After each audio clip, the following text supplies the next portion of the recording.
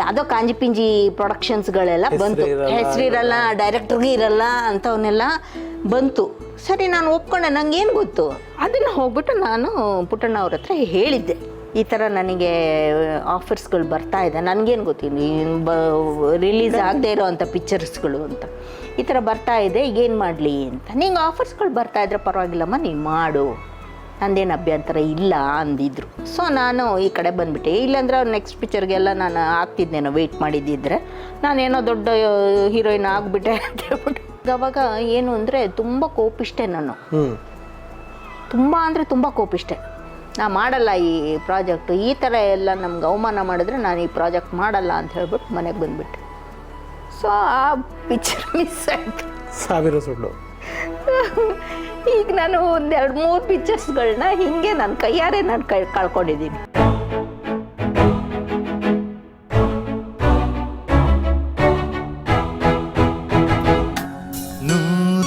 ನೂರೊಂದು ನೆನಪು. ಬಟ್ ಆವಾಗ ಮಧ್ಯದಲ್ಲಿ ಯಾವ್ಯಾವುದೋ ಸಿನಿಮಾಗಳು ಬಂತು ನನಗೆ. ನನಗದು ಯಾವ ಪ್ರೊಡಕ್ಷನು ಏನು ಎತ್ತ ಏನೂ ಗೊತ್ತಿಲ್ಲ. ಯಾವುದೋ ಕಾಂಜಿಪಿಂಜಿ ಪ್ರೊಡಕ್ಷನ್ಸ್ಗಳೆಲ್ಲ ಬಂತು, ಹೆಸರಿರಲ್ಲ, ಡೈರೆಕ್ಟರ್ಗೆ ಇರಲ್ಲ ಅಂಥವನ್ನೆಲ್ಲ ಬಂತು. ಸರಿ, ನಾನು ಒಪ್ಕೊಂಡೆ, ನನಗೇನು ಗೊತ್ತು. ನಿಮ್ಗೆ ಗೈಡ್ ಮಾಡೋರು ಯಾರು ಇಲ್ಲವಲ್ಲ. ಅದರಲ್ಲಿ ನಮ್ಮ ಬಾಲಣ್ಣ ಅವರು ಒಂದು ಪಿಕ್ಚರ್ನಲ್ಲಿ ಇದ್ದರು. ಹೆಂಗೆ ಅಂದರೆ ನಮ್ಮನ್ನು ಕರ್ಕೊಂಡು ಹೋಗೋಕೆ ಕಾರಲ್ಲಿ ಕರ್ಕೊಂಡು ಹೋಗಿದ್ದಾರೆ. ಅಲ್ಲಿ ಶೂಟಿಂಗ್ ಆಗಿ 2ನೇ ದಿವಸಕ್ಕೆ ಅಲ್ಲಿ ಊಟಕ್ಕೆ ಇಲ್ಲ. ಅಯ್ಯೋ ದೇವ್ರೆ. ಕೊನೆಗೆ ಯಾವುದೋ ಅಲ್ಲಿಂದ ಮಿಲಿಟ್ರಿ ಹೋಟ್ಲಿಂದ ಚಿತ್ರಾನ್ನ ಪಟ್ನ ಕಟ್ಟಿಸ್ಕೊಂಡು ಬಂದು ಕೊಟ್ಟರು. ಕೊನೆಗೆ ಹೆಂಗೆ ಕಳಿಸಿದ್ರು ಅಂದರೆ ಈ ಲೋಕಲ್ ಬಸ್ ಇದಲ್ಲ, ರೆಡ್ ಬಸ್ಸಲ್ಲಿ ಹತ್ತಿಸ್ಕೊಂಡು ಕಳಿಸಿದ್ದಾರೆ. ಈ ಥರ 1-2-3 ಪ್ರೊಡಕ್ಷನ್ಸ್ಗಳು ಬಂದುಬಿಡ್ತು. ನಾನು ಮಾಡಿಬಿಟ್ಟೆ. ಅದನ್ನು ಹೋಗ್ಬಿಟ್ಟು ನಾನು ಪುಟ್ಟಣ್ಣ ಅವ್ರ ಹತ್ರ ಹೇಳಿದ್ದೆ, ಈ ಥರ ನನಗೆ ಆಫರ್ಸ್ಗಳು ಬರ್ತಾ ಇದೆ, ನನಗೇನು ಗೊತ್ತಿಲ್ಲ ರಿಲೀಸ್ ಆಗದೆ ಇರೋ ಅಂಥ ಪಿಕ್ಚರ್ಸ್ಗಳು ಅಂತ, ಈ ಥರ ಬರ್ತಾ ಇದೆ, ಈಗೇನು ಮಾಡಲಿ ಅಂತ. ನಿಂಗೆ ಆಫರ್ಸ್ಗಳು ಬರ್ತಾ ಇದ್ರೆ ಪರವಾಗಿಲ್ಲಮ್ಮ, ನೀನು ಮಾಡು, ನಂದೇನು ಅಭ್ಯಂತರ ಇಲ್ಲ ಅಂದಿದ್ರು. ಸೊ ನಾನು ಈ ಕಡೆ ಬಂದುಬಿಟ್ಟೆ. ಇಲ್ಲಾಂದ್ರೆ ಅವ್ರು ನೆಕ್ಸ್ಟ್ ಪಿಕ್ಚರ್ಗೆಲ್ಲ ನಾನು ಆಗ್ತಿದ್ದೇನೋ ವೆಯ್ಟ್ ಮಾಡಿದ್ದಿದ್ರೆ ನಾನೇನೋ ದೊಡ್ಡ ಹೀರೋಯಿನ್ ಆಗಿಬಿಟ್ಟೆ ಅಂತ ಹೇಳ್ಬಿಟ್ಟು.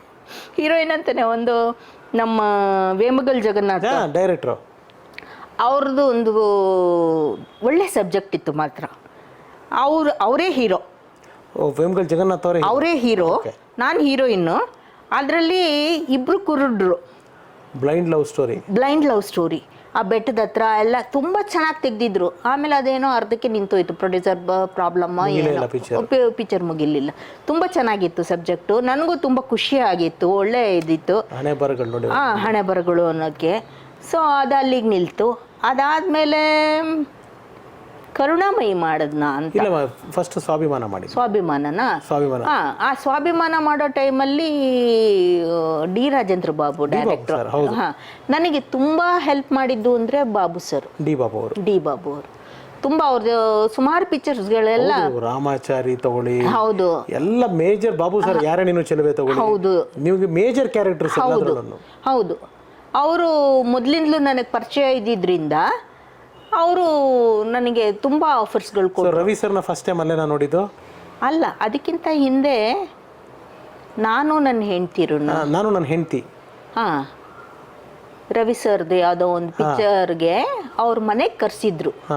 ಅಲ್ಲಿ ನನಗೆ ಅವ್ರು ಭೇಟಿಯಾಗಿದ್ದು, ರವಿ ಸರ್ ಫಸ್ಟ್ ಭೇಟಿಯಾಗಿದ್ದು. ಅಂಬಿಕಾ ಅನ್ಸುತ್ತೆ, ಅಂಬಿಕಾ ಅಲ್ಲ, ಅದು ಸಾವಿರ ಸುಳ್ಳು ಆದ್ಮೇಲೆ ಸ್ವಾಭಿಮಾನ ಬಂದಿದ್ದು. ಸ್ವಾಭಿಮಾನ ಆದ್ಮೇಲೆ ನಾನು ನನ್ನ ಹೆಂಡತಿ ಬಂದಿದ್ದು.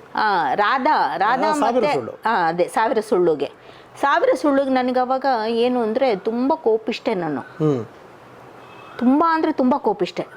ಆ ಸಾವಿರ ಸುಳ್ಳು ಅಲ್ವಾ? ಹೌದು, ಸಾವಿರ ಸುಳ್ಳು. ರಾಧಾ ರವಿ ಸರ್ ಮಾಡಿದ್ರು. ಅವ್ರ ಮನೆಗೆ ಇದು ಮಾಡಿದ್ರು. ಅಲ್ಲಿಂದ ಯಾವುದೋ ಹೋಟೆಲ್ಗೆ ಶೂಟಿಂಗಿಗೆ ಕರ್ಕೊಂಡೋದ್ರು.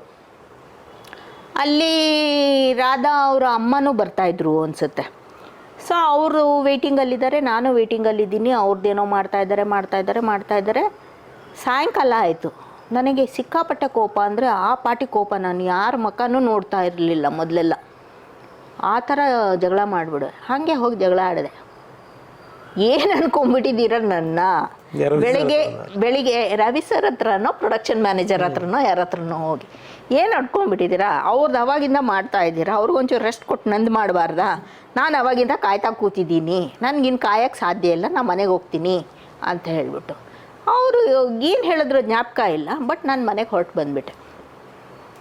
ನಾ ಮಾಡಲ್ಲ ಈ ಪ್ರಾಜೆಕ್ಟು, ಈ ಥರ ಎಲ್ಲ ನಮ್ಗೆ ಅವಮಾನ ಮಾಡಿದ್ರೆ ನಾನು ಈ ಪ್ರಾಜೆಕ್ಟ್ ಮಾಡಲ್ಲ ಅಂತ ಹೇಳ್ಬಿಟ್ಟು ಮನೆಗೆ ಬಂದುಬಿಟ್ಟೆ. ಸೊ ಆ ಪಿಕ್ಚರ್ ಮಿಸ್ ಆಯಿತು. ಸಾವಿರ ಸುಳ್ಳು. ಈಗ ನಾನು ಒಂದು 2-3 ಪಿಕ್ಚರ್ಸ್ಗಳನ್ನ ಹಿಂಗೆ ನನ್ನ ಕೈಯಾರೆ ನಾನು ಕಳ್ಕೊಂಡಿದ್ದೀನಿ. ಅದಾದಮೇಲೆ ಸ್ವಾಭಿಮಾನ, ಅಲ್ಲಿ ಭೇಟಿ. ಹಾಂ, ಸ್ವಾಭಿಮಾನದಲ್ಲಿ ಅದೇ ಶಟಲ್ ಟೆನ್ನಿಸ್, ನೀವು ಕ್ಯೂಟಾಗಿ ಒಂದು ಶಾರ್ಟ್ಸ್ ಎಲ್ಲ ಹಾಕೊಂಡು ಅದಕ್ಕೊಂದು ಕತೆ ಇದೆ. ಅದನ್ನು ನಾನೇನೋ ದೊಡ್ಡದಿರ್ಬೋದು ಮಾಡ್ಬೋದು ಅಂದ್ಕೊಂಡೆ. ನೋಡಿದ್ರೆ ಇಷ್ಟು ಚಿಕ್ಕ ಹಾಫ್ ಶಾರ್ಟ್ಸು, ಅದನ್ನು ನಂಗೆ ಹಾಕ್ಕೊಂಡ್ರೆ ನನಗೆ ಮುಜುಗರ, ಅಭ್ಯಾಸ ಇಲ್ಲ, ಹಾಕ್ಕೊಂಡು ಅಭ್ಯಾಸ ಇಲ್ಲ. ಸೊ ಮುಜುಗರ ಆಗ್ತಾಯಿದೆ. ನಾನು ಹೋಗಿ ಅಣ್ಣ ಅಂತಿದ್ದೆ, ಬಾಬಣ್ಣ ಅಂತಿದ್ದೆ, ಡಿ ಬಾಬುಗೆ, ನೋಡಿ ಹಿಂಗೆ ಇದು ಇಷ್ಟು ಚಿಕ್ಕದು ಅಸಹ್ಯ ಅನಿಸುತ್ತೆ ನನಗೆ, ನಾ ಮಾಡಲ್ಲ ಇದು, ನನಗೆ ಅಟ್ಲೀಸ್ಟ್ ಒಂದು ಫ್ರಾಕ್ ಥರ ಆದರೂ ಕೊಡಿ, ಇಷ್ಟು ಮಂಡಿ ತನಕ ಆದರೂ ಬರಲಿ, ನನಗಿದು ಸರಿ ಹೋಗಲ್ಲ. ನಾನು ನೋಡ್ತೀನಮ್ಮ, ನೀನು ಹಾಕೊಂಬ, ನಾನು ನೋಡ್ತೀನಿ, ನಿನ್ಗೆ ಅಸಹ್ಯ ಕಾಣಿಸಿದ್ರೆ ನಾನೇ ಹಾಕ್ಸಲ್ಲ, ಚೆನ್ನಾಗಿ ಕಂಡ್ರೆ ನಾನೇ ಇದು ಮಾಡ್ತೀನಿ, ನನ್ನ ಮೇಲೆ ನಂಬಿಕೆ ಇಲ್ವಾ ನಿನಗೆ, ನಿನ್ನನ್ನು ನಂಬಲ್ವಾ ಅಂದರು. ಸರಿ, ಇಲ್ಲ ಆ ಥರ ಏನಿಲ್ಲ, ಓಕೆ ಕರೆಕ್ಟಾಗಿ ಹೇಳ್ಬೇಕು, ಹಂಗೆಲ್ಲ ಮೋಸ ಮಾಡಬಾರ್ದು ಅಂದ. ಆಯ್ತಮ್ಮ ಅಂದರು. ಹೋಗಿ ಹಾಕ್ಕೊಂಬಂದೆ. ಹಾಕೊಂಬಂದು ನೋಡಿದ್ರೆ ಅಂಥದ್ದು ಏನಿಲ್ಲ, ನೀ ಸಣ್ಣ ಇದೆಯಾ, ಅದಕ್ಕೆ ಅಸಹ್ಯ ಕಾಣಿಸಲ್ಲ, ಚೆನ್ನಾಗಿದೆ, ಇರಲಿ ಮಾಡು ಅಂದರು. ಸರಿ ಅಂತ ಮಾಡಿದೆ. ಸೊ ಅದು ಆ ಪಿಕ್ಚರ್ ಒಂದು ಮಾಡಿದೆ. ಅದು ಚಿಕ್ಕ ಕ್ಯಾರೆಕ್ಟರ್, ಅದೇ ಅಷ್ಟೇ. ಒಂದು ಸೀನ್ ಅದು ಮಹಾಲಕ್ಷ್ಮಿ ಅವರು, ನೀವು ರವಿ ಸರ್ ಮಾತಾಡೋದು, ನೀವು ತುಂಬಾ ಲಕ್ಕಿ ಇಂಥ ಇದು ಪಡೆಯೋಕ್ಕೆ ಅನ್ನೋ ಆ ಥರದ್ದೇನೋ ಒಂದು ಸೀನ್ ಬರುತ್ತೆ. ಆಮೇಲೆ ನೀವು ಶಟ್ಲ್ ಆಡ್ತೀರಾ, ಕರೆಕ್ಟು. ಸ್ವಾಭಿಮಾನ ಮುಗೀತು. ಸ್ವಾಭಿಮಾನ ಮುಗಿತಾ ಇರೋಗೇನೆ ಜ್ಯೋತಿ ಮೇಡಮ್ ಅಂತ ತುಂಬ ಜನಕ್ಕೆ ಪರಿಚಿತರಾಗಿದ್ರಿ ನೀವು ಪುಟ್ಟಣ್ಣ ಅವ್ರ ಪಿಕ್ಚರ್ ಮಾಡಿದ್ಮೇಲೆ. ಬಟ್ ಇನ್ನೂ ಸ್ವಲ್ಪ ಹೆಚ್ಚಿನ ಸಂಖ್ಯೆಯಲ್ಲಿ ಪರಿಚಿತರಾಗಿದ್ದು ಯುಗಪುರುಷ. ಅದು ಸುಮಾರು ಪಿಕ್ಚರ್ಸ್ ಆದಮೇಲೆ ಇರಬೇಕು. ಯುಗಪುರುಷ 85 ಏನೋ. ಇಲ್ಲಮ್ಮ, ಯುಗಪುರುಷ 88, 87, ಏಕೆಂದರೆ ಪ್ರೇಮಲೋಕನೇ 86 ಬಂದಿದ್ದು. ಸೊ ಪ್ರೇಮಲೋಕ ಆದಮೇಲೆ ರಣಧೀರ ಆದಮೇಲೆ ಅಂಜದ ಗಂಡು, ಆ ಸೀರೀಸ್ ಎಲ್ಲ ಆದಮೇಲೆ ಅಂಜದ ಗಂಡು ಆಗ ಒಂದು 2-3 ಸಿನಿಮಾಗೇನೋ ಯುಗಪುರುಷ ಬಂದಿದ್ದು. ಹೌದು, ಯುಗಪುರುಷನು ಅಗೇನ್ ಯುದ್ಧಕಾಂಡಲ್ಲೂ ನೀವಿದ್ರಿ. ಹೌದು, ಯುದ್ಧಕಾಂಡದಲ್ಲಿ ಶಶಿಕುಮಾರ್ ಪೇರು, ಅದರಲ್ಲಿ ಏನೋ ನನಗೆ ಚುಚ್ಚಿಬಿಟ್ಟು ಸಾಯಿಸ್ತಾರೆ. ಆ ಲೆಟರ್ಸ್ ಎಲ್ಲ ನಿಮ್ಮ ಹತ್ರ ಇರುತ್ತೆ. ಹೌದು ಹೌದು, ಆ ಲೆಟರ್ಸ್ ಇಟ್ಕೊಂಡು ಅದು ಫೈನಲಿ ಕೋರ್ಟ್ ಡೈರೆಕ್ಟ್ರು ಕೆ ವಿ ರಾಜು. ಹೌದು, ಕೆ ವಿ ರಾಜು ಅವರು ಡೈರೆಕ್ಟ್ರು. ಅದರಲ್ಲಿ ನನಗೆ ಯುದ್ಧಕಾಂಡದ ನಿಮ್ಗೆ ಚೆನ್ನಾಗಿ ಜ್ಞಾಪಕ ಇದೆ. ಆ ಶಶಿಕುಮಾರ್ ಅವ್ರದ್ದೊಂದು ಹಾಡಿದೆ, ಸರೆ ಗ ಮ ಪ ಮ ಗರಿ, ಅದ್ರಲ್ಲಿ ಬರೀ ನಿಮ್ಮದು ಕ್ಲೋಸ್ ಐಸು, ಅವ್ರನ್ನ ಹಿಂಗೆ ನೋಡೋದು, ಬರೀ ಅದು ಮಾತ್ರ ಇದೆ ನಿಮ್ಮದು. ಆಮೇಲೆ ಕಟ್ ಮಾಡಿದ್ರೆ ಕ್ಲಾಸ್ ರೂಮಲ್ಲಿ ನೀವು ಶಶಿ ಸರ್ ಒಟ್ಟಿಗೆ ಇರ್ತೀರ. ಆವಾಗ ಯಾರೋ ಲೆಕ್ಚರರ್ ಬಂದು ನೋಡ್ಬಿಟ್ಟು ಏನೋ ಗಲಾಟೆ ಆಗುತ್ತೆ, ಆ ಥರದ ಕತೆ. But anyway, so Jyoti madam ಅವರು ಅವಾಗ ಆಗಿದ್ದ ಅವ್ರದ್ದು ಆಕ್ಸಿಲರೇಷನ್ ಜಾಸ್ತಿ ಆಯಿತು. ಅಂದರೆ ಸ್ವಾಭಿಮಾನ ಆಗಿ ಬೇರೆ ಬೇರೆ ಸಿನಿಮಾಗಳು ಮಾಡ್ತಾ ಕೆಲವು ಅಭಯ ನಡುವರ್ ಸಿನಿಮಾಗಳು ಕೂಡ. ಹೌದು. ಅದರಲ್ಲಿ ಒಂದರಲ್ಲಿ ಶ್ರುತಿ ಇದ್ದಿದ್ದು ಅನ್ಸುತ್ತೆ. ಓಕೆ. ಶ್ರುತಿ, ಹೇಮಾ ಚೌಧರಿ ಅವರು, ನಾನು. ಶ್ರುತಿಗೆ ನೆಗೆಟಿವ್ ಕ್ಯಾರೆಕ್ಟರ್ ಅದರಲ್ಲಿ. ಓಕೆ. ಸೊ ಶ್ರುತಿಗೆ ಪ್ರೆಗ್ನೆಂಟ್ ಇದ್ದಾಗ ಏನೋ ಬೆಂಕಿ ಹಾಕಿ ಅವ್ರನ್ನ ಸುಡಕ್ಕೆ ಹೋಗ್ತೀವಿ, ಆ ಥರದ್ದೇನೋ ಸೀನು. ನನಗೆ ಹೆದರಿ, ಅಂದರೆ ಅವಾಗ ಡೂಪ್ ಹಾಕಿದ್ರು ಬೆಂಕಿ ಎಲ್ಲ ಹಾಕುವಾಗ. ಸೊ ನಾನು ಕಿರ್ಚಿ ನೀರು ಹಾಕಿ ಪಾಪ. ಆಮೇಲೆ ಅವ್ರು ಹೇಳಿದ್ರು, ಅಯ್ಯೋ ನೀನು ಹಿಂಗೆಲ್ಲ ಕಿರ್ಚ್ಕೊಂಡ್ರೆ ಮಿಕ್ನದವ್ರಿಗೂ ಗಾಬರಿ ಆಗುತ್ತೆ, ನೀನು ಸುಮ್ಮನಿರು. ಅದಾದಮೇಲೆ ಅವ್ರು ಗೋಣಿ ಎಲ್ಲ ಹಾಕಿ ಆರಿಸ್ತಾರೆ, ನೀನು ಹಿಂಗೆಲ್ಲ ಮಾಡಬೇಡ, ಸುಬ್ದಿರು ಅಂತ ಹೇಳಿದರು. ಸೊ ಶ್ರುತಿನೂ ಒಂಥರ ಫ್ರೆಂಡ್ಲಿ ಆಗೇ ಇದ್ದರು, ಚೆನ್ನಾಗಿದ್ವಿ. ಎಸ್ ಮಾ. ಅಂದರೆ ನೀವು ಈ ಥರ ಚಿತ್ರಗಳು ಪಾತ್ರಗಳು ಮಾಡ್ತಾರೆ. ಅಮ್ಮ ಏನನ್ನೋರು, ಅಮ್ಮಂಗೆ ಎಷ್ಟು ಖುಷಿ ಇತ್ತು ನಿಮ್ಮನ್ನು ಒಬ್ಬ ಕಲಾವಿದೆಯಾಗಿ ನೋಡಿ. ಅವ್ರು ಯಾವತ್ತೂ ಏನೂ ಎಕ್ಸ್ಪ್ರೆಸ್ ಮಾಡಲಿಲ್ಲ. ನಾ ಹೇಳಿದ್ನಲ್ಲ, ಅಮ್ಮ ಈ ಥರ ಒಂದು ಬಂದಿದೆ, ಹೌದಾ, ಸರಿ, ಚೆನ್ನಾಗಿದ್ದರೆ ಮಾಡು, ಇಷ್ಟೇ ಅವ್ರದ್ದು. ಯಾವತ್ತೂ ಅದು ಹಂಗಲ್ಲ ಹಿಂಗಲ್ಲ ಅದು ಇದು ಅಂತ ಡಿಸ್ಕಸ್ ಮಾಡೋ ಅಷ್ಟು ಅವ್ರಿಗೆ ನಾಲೆಡ್ಜ್ ಇತ್ತೋ ಇಲ್ಲ, ಏನು ಬರ್ತಾ ಇರಲಿಲ್ಲ ಈ ವಿಷಯಕ್ಕೆ. ಇಲ್ಲ, ಅದು ಏನಾಯಿತು ಅಂದರೆ,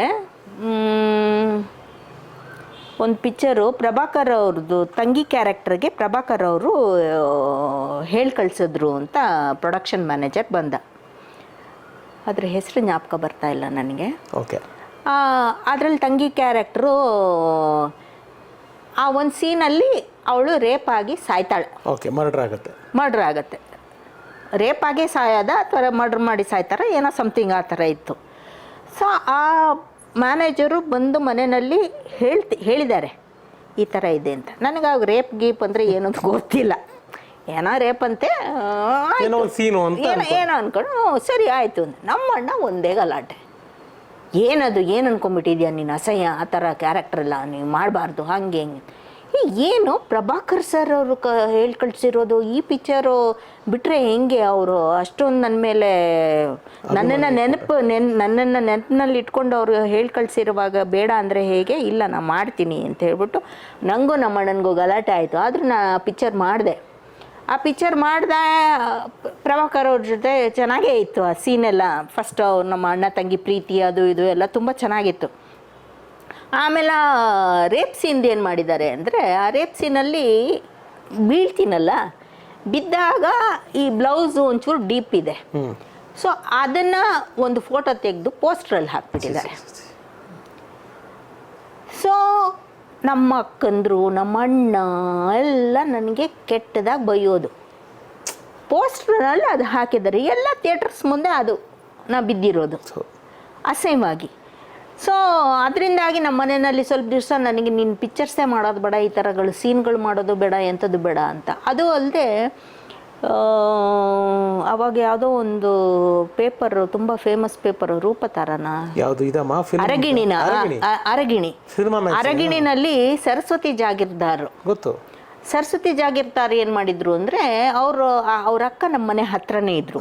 ಸೊ ಯೂಶಲಿ ಅವರಲ್ಲಿ ಅಕ್ಕನ ಭೇಟಿ ಮಾಡೋಕ್ಕೆಲ್ಲ ಬರ್ತಾಯಿದ್ರು. ಸೊ ಪರಿಚಯ. ಅವರು ಒಂದು ಇಂಟರ್ವ್ಯೂ ಕೊಡಮ್ಮ ಅಂತ ಕೇಳಿ ನನಗೆ ಇಂಟರ್ವ್ಯೂ ತಗೊಂಡ್ರು. ಸರಿ, ಆ ಇಂಟರ್ವ್ಯೂನಲ್ಲಿ ಏನು ಮಾಡಿದ್ದಾರೆ ಅಂದರೆ, ದೊಡ್ಡದಾಗಿ ನಾವು ಯಾವುದೋ ಒಂದು ಪಿಕ್ಚರ್ ಮಾಡ್ತಾಯಿದ್ವಿ, ನಾನು, ತಾರಾ, ರವಿ ಸರು, ಇನ್ಯಾರೋ ಎಲ್ಲ ಇದ್ದರು. ಎಲ್ಲರೂ ನನಗೆ ಜೊತೆ ನಿಂದು ಏನು ಬಂದಿದೆ ಗೊತ್ತಾ ಪೇಪರಲ್ಲಿ, ಏನು ಬಂದಿದೆ ಗೊತ್ತಾ, ಅಯ್ಯೋ ನಾ ಹೇಳಲ್ಲಪ್ಪ ಹಂಗೆ ಹಿಂಗೆ ಅಂದ್ಕೊಂಡು ಎಲ್ಲ ಇದು ಮಾಡ್ತಾ ಇದ್ದಾರೆ. ನನಗೆ ಒಂಥರ ಏನಂತ ಹಾಕಿದ್ದಾರೆ, ಏನು ಹೇಳು ಅಂದರೆ ಯಾರೂ ಹೇಳ್ತಾ ಇರಲಿಲ್ಲ. ಕೊನೆಗೆ ಸರಿ ಹೋಗೋಣ ಅಂತ ನಮ್ಮಮ್ಮನ್ನ ಕರ್ಕೊಂಡು ಅವ್ರ ಆಫೀಸ್ಗೆ ಹೋದೆ. ಅವಳಿಗೆ ಭಯ ಆಗೋಯ್ತು ನನ್ನ ಆಫೀಸನ್ನ ನೋಡಿದ ತಕ್ಷಣ. ನಂಗೆ ಏನು ಬಂದಿದೆ ಗೊತ್ತಿಲ್ಲ, ನಂಗೆ ಪೇಪರ್ ತರಿಸ್ಕೊಡು ಫಸ್ಟು, ಏನು ಬಂದಿದೆ ನಾನು ನೋಡ್ತೀನಿ ಅಂದೆ. ನೋಡಿದ್ರೆ ರೇಪ್ ಜ್ಯೋತಿ ಅಂತ ಟೈಟಲ್ ಕೊಟ್ಟಿದ್ದಾಳೆ ಅವಳು, ಹೆಡ್ಲೈನ್. ಇದು ಸರಿನಾ? ಖಂಡಿತ ಸರಿಯಲ್ಲ. ವಿಷ್ಣುವರ್ಧನ್ ಅಂಬಿಕಾ ಅವ್ರಿಗೊಂದು ಮಗಳಿರ್ತಾರೆ. ಸೊ ಹೆಚ್ಚು ಕಮ್ಮಿ ಸೇಮ್ ಇದರಲ್ಲಿ ನೀವು ರಮೇಶ್ ಭಟ್ಟು ನಿಮಗೊಂದು ಮಗಳಿರ್ತಾಳೆ ಅಂತ ಹೇಳಿದ್ರು. ತಾರಾ ಅಂತ ಹೇಳಿಲ್ಲ ನನಗೆ. ಕೊನೆಗೆ ನೋಡ್ತೀನಿ ನನ್ನ ಮಗಳು ತಾರಾ. ನನಗೆ